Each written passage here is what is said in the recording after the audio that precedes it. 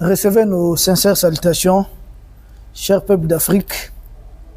Nous avons analysé beaucoup de propos suite à la sortie de l'AES, l'Alliance des États du Sahel, de ce qu'on appelle la zone CEDEAO, de l'espace CEDEAO. D'aucuns disent « Ah, la Mauritanie est sortie de la CEDEAO, ensuite elle est venue taper à la porte ». D'autres disent il fallait soumettre ça à la volonté populaire. Nous avons jugé nécessaire de répondre à ces gens. Précisément, ça commence à être des émissions de trop. Il y a un plateau au Togo, nous respectons ce plateau à cause de certains doyens, notamment monsieur l'ambassadeur et l'aîné Lika Baki. Mais il faut qu'ils arrêtent d'inviter certaines personnes qui viennent en ce moment précis de la lutte, de la libération de l'Afrique, essayer de semer les doutes dans les têtes africaines. Là, ça ne marche pas. Ça ne sert à rien de vouloir entretenir le flou en ce moment précis. Nous allons essayer de démonter un à un leurs arguments. Et d'ailleurs, je me propose volontiers à de tels débats, au moins inviter un analyste du Mali, du Burkina ou du Niger. Un membre, au moins c'est un ressortissant de l'AES. Vous ne vivez pas forcément ce que nous vivons.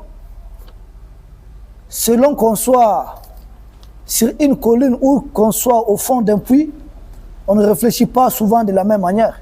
On ne voit pas les choses de la même façon. Le soleil n'a pas le même rayonnement.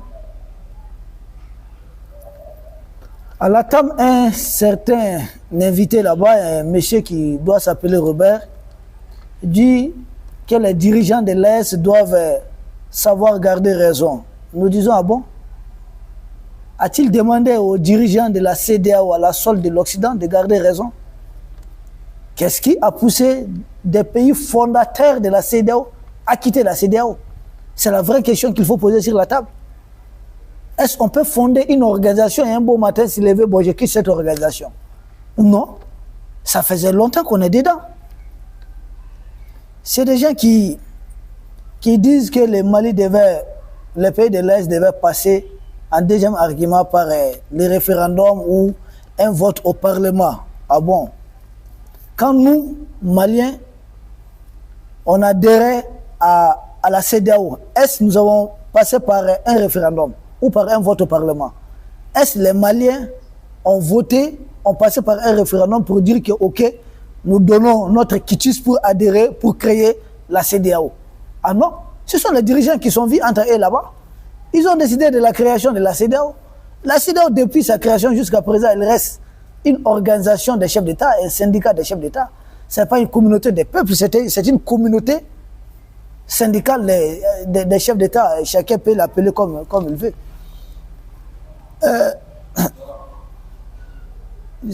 Ils disent encore, sur ce même plateau, que non, la CEDEAO est une organisation que le Mali, le Burkina, le Niger devaient accepter de respecter les textes, les principes démocratiques. Qui respecte quel texte de la CEDEAO? Nous avons respecté les textes de la CEDEAO. La CEDEAO est une organisation pour la prospérité économique des États. La CEDEAO est une organisation pour l'intégration des peuples. De vous à moi, est-ce que la CEDEAO a réussi même à intégrer les peuples? Nous savons que moi je quitte tout de suite ici, par voie terrestre pour rallier le Togo, mais je vais payer combien à la frontière? Entre tous ces pays que je dois traverser. Nous connaissons la tracasserie policière. Les chauffeurs n'en diront pas moins. Est-ce qu'il y a une intégration des peuples réellement dans ce qu'on appelle la zone CEDEAO? Or, c'est l'objectif premier. On nous sort des questions de respect des principes de la démocratie. Quel respect des principes de la démocratie? Est-ce ceux qui ont créé la CEDEAO étaient des démocrates à l'occidental? La CEDEAO a été créée en grande majorité par des gens qui ont fait des coups d'État. Nous sommes dans le même format. Qui a fait entrer le Mali dans la CEDEAO? C'est le général Moussa Traoré. Qui est-il? Il a fait le coup d'État au premier président du Mali, Modibo Keïta. Qui d'autre a fait entrer le Burkina dans la CEDEAO? C'est le général Lamizana. Qui est-il? C'est l'homme qui a fait un coup d'État. Qui d'autre a fait entrer le Niger dans la CEDEAO? C'est le lieutenant-colonel Séni Kounché. Qu'a-t-il fait? Il a fait un coup d'État à Marie Djori. Aujourd'hui, on nous sort tout d'un coup que non, on doit respecter la démocratie, mais la CEDEAO, là, elle n'a jamais été un outil de démocratie. La CEDEAO a été fondée par des gens qui ont bien sûr renversé des pouvoirs. Simplement, ces gens-là avaient renversé des pouvoirs et le colon blanc, celui qui est derrière tout ça, trouvait son compte. Aujourd'hui, que le colon blanc ne trouve plus son compte dans ce qui vient de se passer et que cette fois-ci, c'est une prise de pouvoir en faveur des peuples d'Afrique. Là, il faudrait sanctionner ces 3 pays. Pourquoi les organisations sous-régionales, comme vous parlez de communautés, pourquoi l'organisation sous-régionale CAC au niveau de l'Afrique centrale n'a pas sanctionné le Tchad et le Gabon? Pourquoi? C'est en Afrique de l'Ouest, parce que la prise de pouvoir, tant au niveau du Tchad qu'au niveau du Gabon, arrange les intérêts de la France. Mais ce qui s'est passé au niveau de l'Afrique de l'Ouest n'arrange nullement la France. Et pour ça, il faut abattre ces États. Nous continuons. Argument contre argument. La CEDEAO, son objectif premier, c'était l'intégration des peuples. Cet objectif a été dévié et on nous parle aujourd'hui des questions de démocratie. La CEDEAO n'est pas un espace politique. La CEDEAO n'est pas un État. Non pas un État fédéral, non pas une confédération. La CEDEAO est un espace où les États doivent s'épanouir économiquement et les peuples doivent s'intégrer. Mais à vouloir faire aujourd'hui de la CEDEAO une entité politique, comme au temps de la colonisation, l'AEF, Afrique équatoriale française, et l'AOF, Afrique occidentale française, avec pour propriétaire la France, et cette fois-ci c'est l'Occident dans son ensemble, nous ne sommes pas d'accord. Les choses ne vont pas fonctionner de cette façon. Et autre point important aussi qu'il faudrait démonter l'argument de ces gens-là envoyés sur le plateau. Ils disent que le Mali avait quitté la zone franc CFA et que le Mali est revenu après et qu'ils saluent cela. Ce qui suppose que c'est des gens qui saluent l'assassinat du président Modibo Keïta, c'est des gens qui saluent l'assassinat du premier président du Togo, Sylvianis Olympio. Parce que pourquoi Sylvianis Olympio a été assassiné? C'est à cause de la question monétaire. Tout simplement parce qu'il voulait faire quitter le Togo de la zone franc CFA. Et aujourd'hui, il y a des pseudo-intellectuels, des descendants de ces mêmes hommes qui disent sur les plateaux qu'ils saluent que ces pays soient revenus dans la zone franc CFA. Pour nous, c'est une honte, une déception pour nous. La zone franc CFA pour nous est une malédiction. Si vous autres, vous applaudissez cela, nous comprenons que vous avez été envoyés en mission sur ces plateaux, mais doucement. Attendez encore.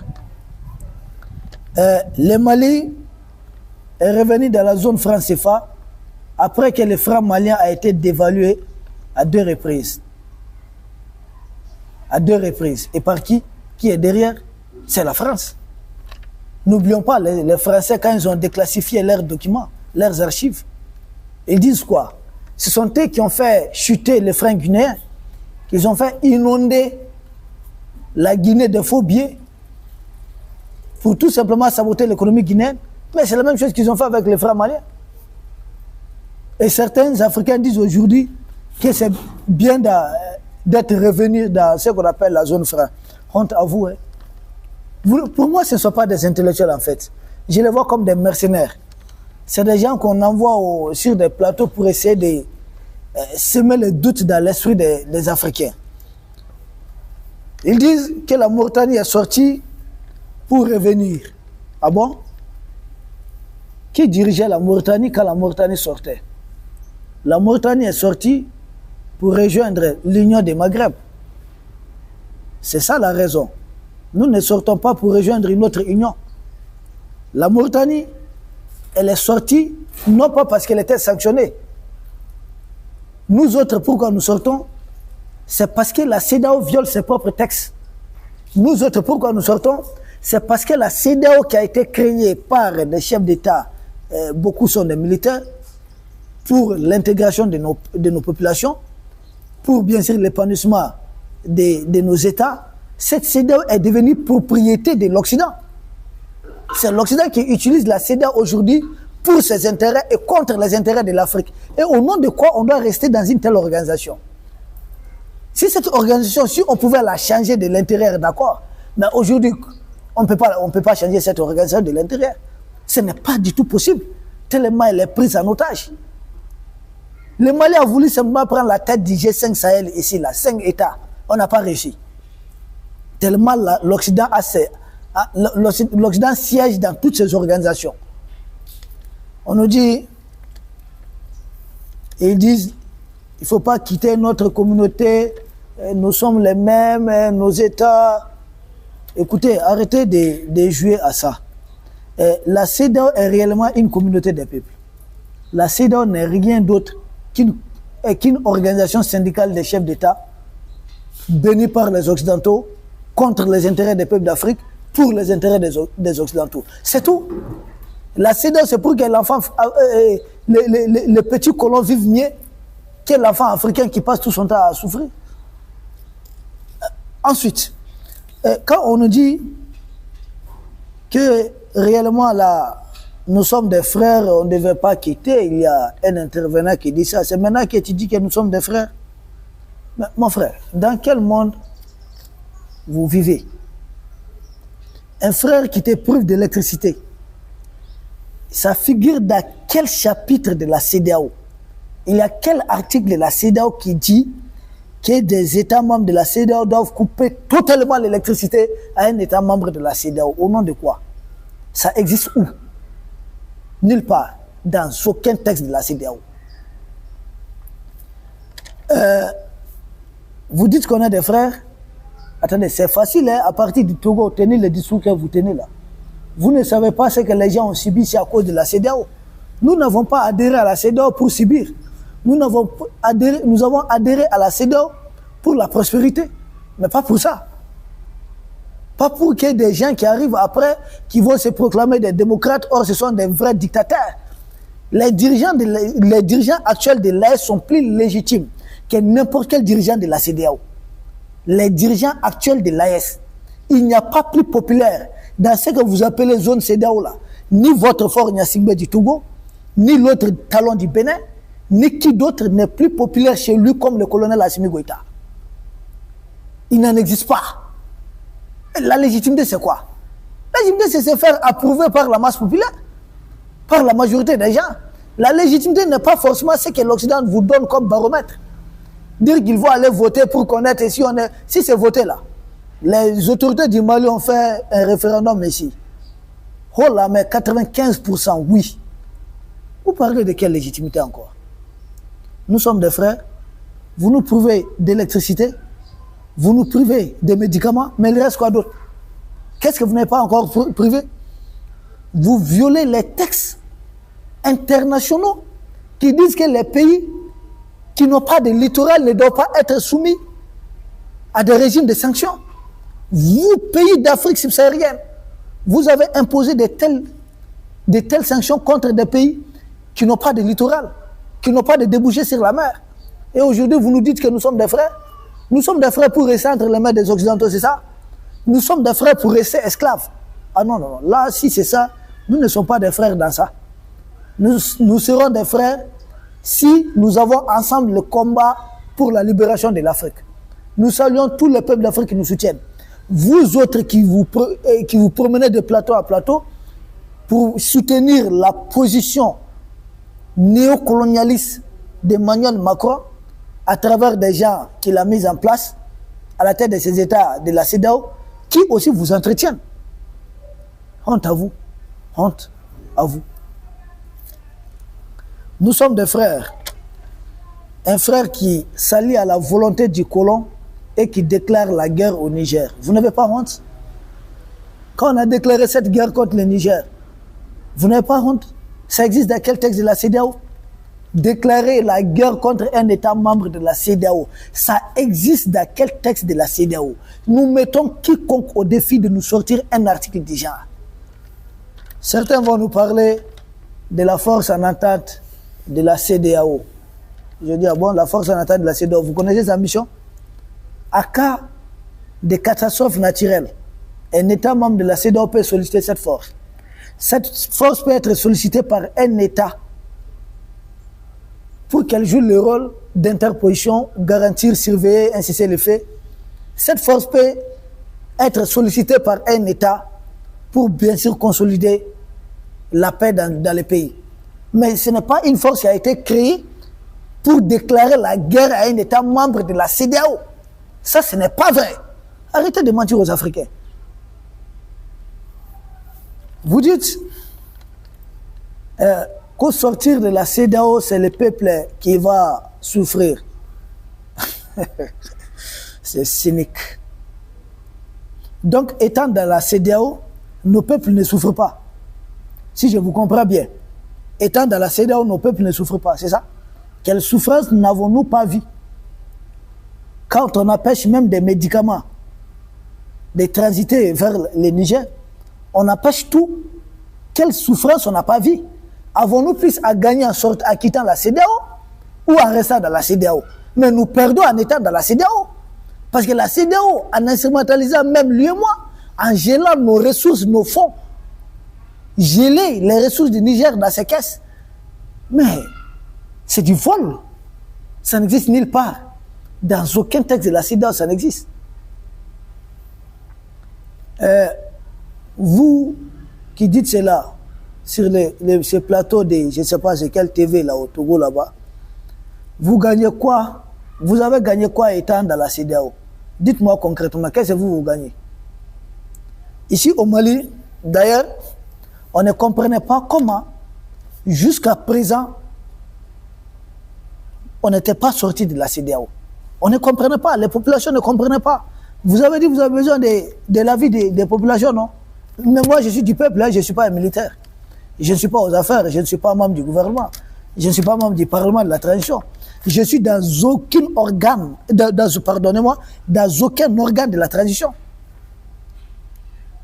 Alors, nous autres, nous sommes aussi le peuple. On dit, et puis j'ai été surpris de voir des pseudo-intellectuels de la France-Afrique sur ces plateaux. Vraiment, je salue les pasteurs qui étaient là-bas. Hein. Lui, il a la tête sur les épaules. Monsieur le pasteur, recevez mes salutations. Des pseudo-intellectuels sur ces plateaux, et même les journalistes, ils étaient trois contre le seul pasteur. Qu'est-ce qu'ils disent? Ils se réjouissaient que la CEDEAO et l'IEMOA ont pris des décisions ensemble. Au lieu de condamner d'abord cet état de fait, l'IEMOA n'a rien à voir avec la CEDEAO. L'IEMOA est une organisation, c'est une union monétaire. La CEDEAO n'est pas une union monétaire. Est-ce que l'IEMOA, dans les textes de l'IEMOA, est habilité à se réunir à Accra? Et les gens comme ça sur les plateaux n'ont pas condamné cet état de fait. Est-ce que le Ghana est un pays membre de l'IEMOA, de la zone IEMOA? La réponse est non. Le Ghana a sa monnaie. Pourquoi les États qui utilisent les CFA vont se réunir à Accra? Si le Ghana nous aimait tant, pourquoi le Ghana n'a pas rejoint la zone CFA? Ces gens-là sont contents parce que les pays de l'UEMOA vont se réunir au Nigeria. Le Nigeria, son Naira là-bas, n'a rien à voir avec notre monnaie. Ah! Comment on vous appelle l'Afrique francophone? Parce que cette appellation est une insulte. Et il n'y a pas d'Afrique francophone chez nous. Voilà. Moi, je ne connais pas, ça veut dire quoi Afrique francophone? Parce que Afrique francophone même est une expression impérialiste. Nous ne sommes pas une Afrique qui appartient aux Français ou à l'espace français. Non, non, non, non, non, non. On sort de ça. Ils disent, quand le pasteur dit que la France est 16e État membre de la CEDEAO, ces gens-là disent que non, il ne faut pas faire ça, il n'y a pas de preuves. Moi, je vais vous apporter des preuves. Parce que la France n'est pas que membre de la CEDEAO. La France est copropriétaire de la CEDEAO. Copropriétaire avec les États-Unis. La France est copropriétaire de la CEDEAO. Et je vais vous prouver comment. Premièrement, que font les Occidentaux, notamment beaucoup de Français, au sommet de la CEDEAO? Le sommet qui a eu lieu à Abuja. Que faisaient? On a vu beaucoup de têtes des gens qui n'avaient rien à voir avec des Africains. Que faisaient-ils là-bas? Est-ce que les Africains participent au sommet de l'Union européenne? Pourquoi? Et ils doivent participer au sommet de la CEDEAO. Ça veut dire quoi? Ils sont les propriétaires de la chose. La chose est devenue leur propriété. Vous voulez que nous reste dedans? Vous pensez qu'on est... ensuite, en quoi la CEDEAO doit dicter les sanctions à l'IEMOA? C'est ce que vous avez dit au plateau là-haut. La CEDEAO n'a pas imposé quoi que ce soit à l'IEMOA. C'est des organisations distinctes. Mais c'est là que vous allez nous donner raison. Et l'UEMOA et la CEDEAO ont pour propriétaire l'Occident. C'est à l'Occident de décider, bon, l'UEMOA et CEDEAO, faites un sommet ensemble. Réunissez-vous ensemble, décidez de telles sanctions, puisque la CEDEAO ne peut pas en décider. C'est aussi simple que ça. Autre point majeur qu'il faudrait noter dans cette thématique. Macron dit quoi? Je vais appeler le président de la CEDEAO pour que des sanctions soient prises contre le Mali. Macron l'a dit, oui ou non? Oui, il l'a dit. Les sanctions ont-elles été prises, oui ou non? Oui, les sanctions ont été prises. Moi, je ne les considère pas comme des sanctions, des agressions. Parce que ça ne figure pas dans le texte de la CEDEAO. Donc Macron a appelé, il a dit ça publiquement. Il a appelé, ensuite ils ont passé, les gens de la CEDEAO, les clubs, les syndicats des chefs d'État, a passé à l'acte.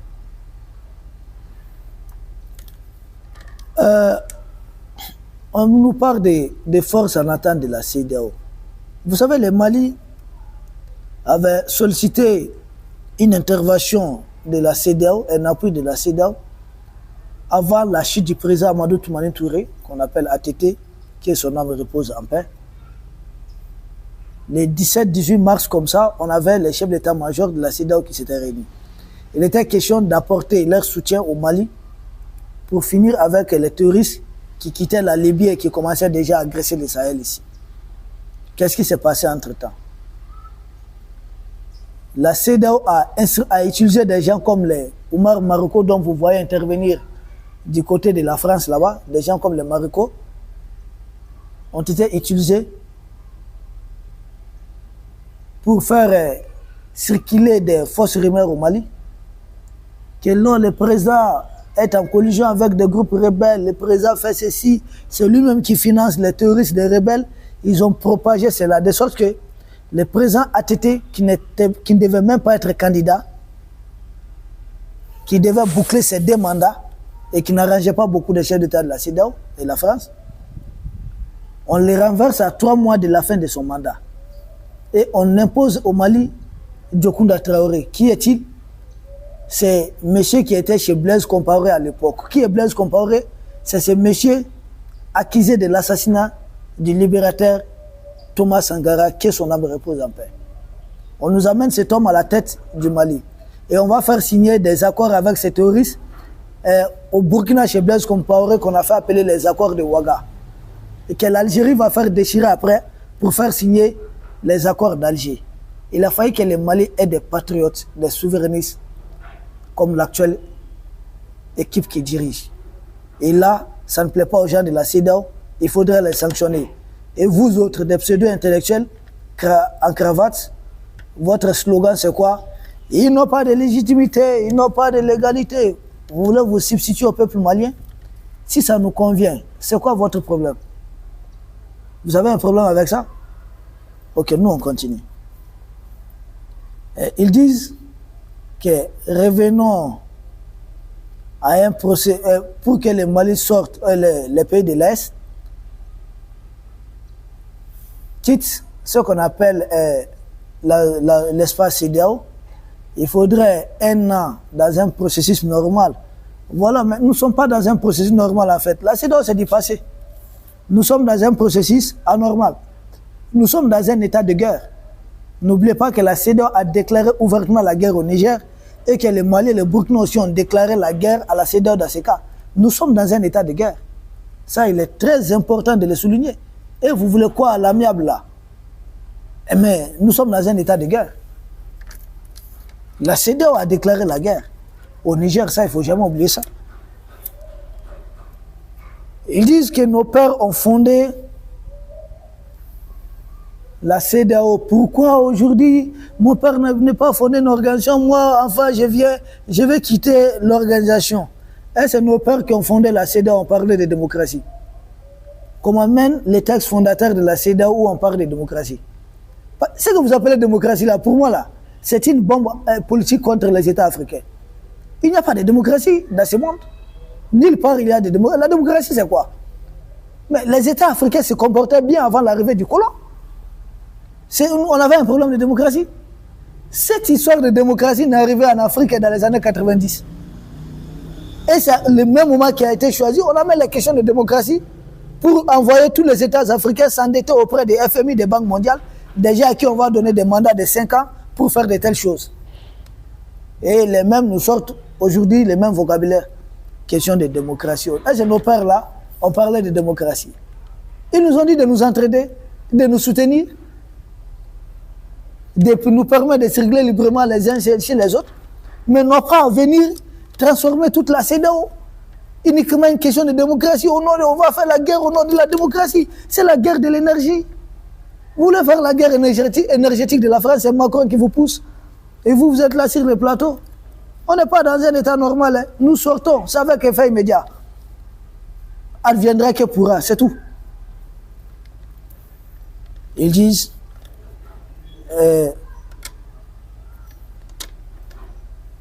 nos pères ont fondé une telle organisation, on ne doit pas quitter. Attendez. Et puis, depuis quand vous réfléchissez comme ça, donc, tout ce que les pères font est bon, quoi. Vous me quittez. Hein. Si c'est gâté là, ce que les pères ont fondé là, si c'est gâté, il faut savoir s'en débarrasser.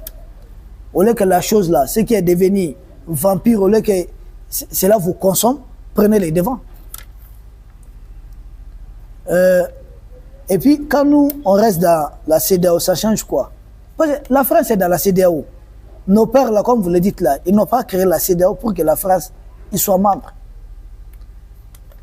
Ils disent son pays n'a pas accès à la mer, donc si ces pays quittent, les populations vont souffrir. Donc, à sachant que ces pays n'ont pas accès à la mer, vous avez décidé, vous, de la CEDEAO, vous avez décidé d'imposer toutes les sanctions contre ces pays. Vous n'avez pas en ce moment songé à la souffrance des peuples. Mais c'est quand les 3 pays que la France évalue à plus de 70 millions d'habitants, une grande zone de consommation avec toutes les ressources, décide de quitter la CEDEAO, c'est là qu'il faut dire non, si vous quittez, les populations vont souffrir. Ah bon?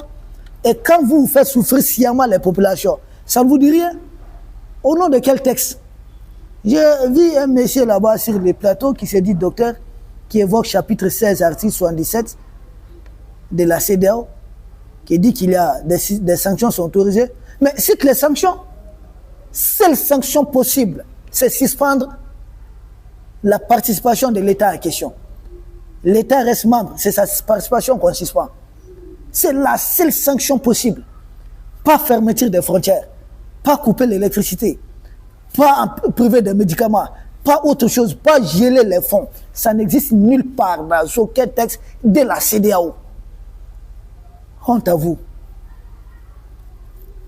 Ils disent, mais moi je vais poser une question à ces gens-là. Mais comment nous autres on vivait avant d'adhérer à la CEDEAO, bien que nous n'ayons pas de débouchés à la mer, nous ne soyons pas des pays qui ont des littorales. Ah, comment vivions-nous avant 1975? Étions-nous beaucoup plus prospères avant 1975 qu'aujourd'hui, oui ou non? Mais nos peuples vivaient bien, étaient dans l'autosuffisance alimentaire avant 1975.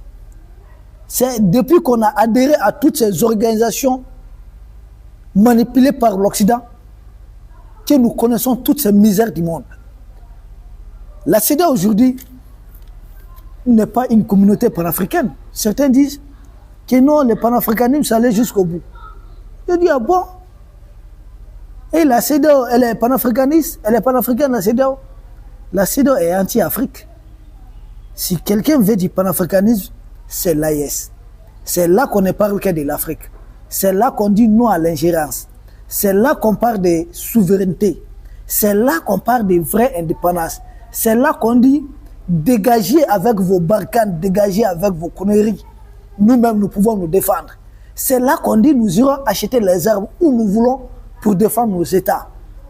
Et non pas dans la CEDEAO où les Américains proposent même de créer des bases de drones un peu partout dans l'espace CEDEAO. Et ça dit, vous avez vu dans quel pays AES où une autre puissance vient créer des bases de drones un peu partout. Celui qui veut le panafricanisme, c'est avec l'AES. Et l'AES, c'est le noyau à partir duquel il faudrait libérer toute l'Afrique. Si votre inquiétude, c'est de voir des panafricains arriver au pouvoir au Togo, dans d'autres pays, mais là, vous avez à vous inquiéter à des reprises. Parce que les panafricains doivent arriver au pouvoir un peu partout en Afrique. Voici ce qu'on pouvait dire sur ces thèmes bien précis. Chers peuples d'Afrique, le combat n'est qu'à ses débuts. Prochaine étape, nous allons sortir de la zone franc CFA. Nous conseillons vivement aux 3 dirigeants de l'AES d'aller vers une union monétaire le plus rapidement que possible. Nous vous saluons et à très bientôt.